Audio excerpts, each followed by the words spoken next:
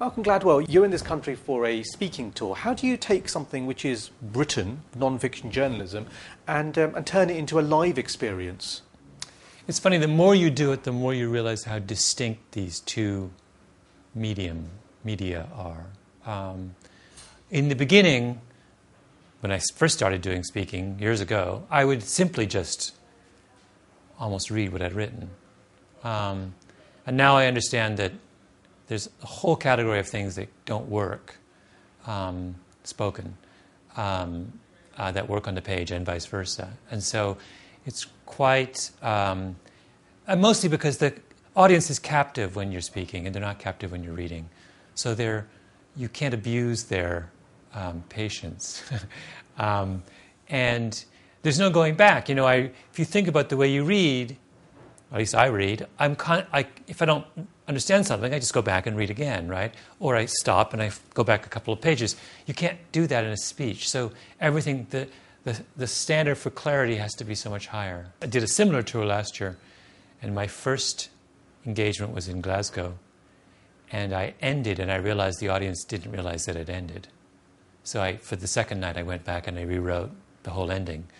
It's just stuff, I mean, it's obvious on a page, right, that you've ended. It's not obvious. There's all these kinds of things you don't think about until you start to do the spoken word. What's your hit rate in terms of the amount of work you do in terms of what then leads to a story? Well, I have a bunch of things in reserve that I haven't figured out how to do. So there's always, and I'll come back to them over and over again. And I'm also incredibly, perhaps irrationally, persistent in trying to make something work. So I've worked on stories for years. I mean, I'll do other stuff, but if I was rational and abandoned my failures early in the process, I would have lots of B-sides. But I have a couple, but I always want to come back and use them in some way. As somebody who has sold a lot of books and has people paying to see him live, have you changed your notion of what success means? Yeah, I mean, my definition of success is much more, can I have the freedom to do what I want? So this speaking thing I'm on now, I've very consciously chosen to do more speaking. I find it really interesting and challenging. But you've also said you're quite a shy person. Yeah, speaking is so funny. This always comes up. Speaking is not an act of extroversion. People think it is. It has nothing to do with extroversion. It's a performance, and many performers are, hugely introverted. In fact, if you've ever met,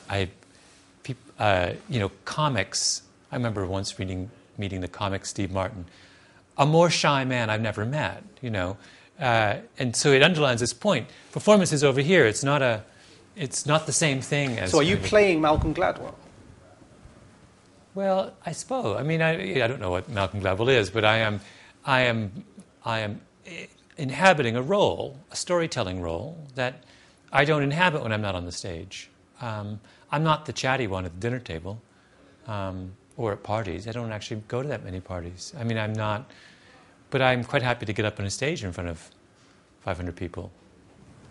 People have talked about the fact that your massive success, and I'm interested to know in terms of what do you think this success tells us about the audience? I mean, it is interesting, isn't it, that people are willing to pay to see you live, they're willing to pay for your books, but people seem less willing to pay for newspapers online. Yeah. So the live experience seems to still have something. Well, to me, it's just the music model that in musicians now basically give away their music and charge for their performance. So an entire generation of music lovers have grown up around the notion of it's exactly the opposite. When I was a kid, I paid lots and lots of money for albums. I never went to concerts. But I could have, but they were very cheap, right? Yeah. But I just never music to me was the experience of my record player. It's flipped now.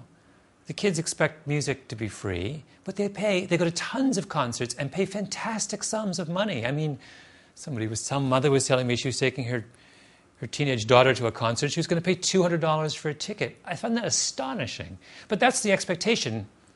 It's flipped now. People are paying for the scarce, privileged experience and are uninterested in the kind of commodity experience of the... and so I think the same thing is happening with literature as well. You know, you see the rise of literary festivals. That's what that's about. People are privileging this kind of special, exclusive life experience. The new book is a collection of writings from The New Yorker. It's very research-heavy reportage. It's exactly the sort of thing that's quite vulnerable now when the economic model of journalism seems to be crumbling. Do you fear for the kind of writing you do for future people wanting to try and understand the world as it is? Well, I wonder about where the business model is to sustain the kind of journalism that I do.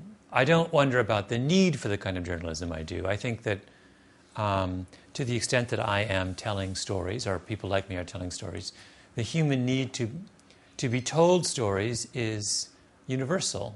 And so we're like people growing food. I mean, what we do is there's always going to be this fantastic market for it. At the moment, it so happens, journalism is struggling for a business model to pay for it. But I'm quite confident we'll be able to find that we'll work it out.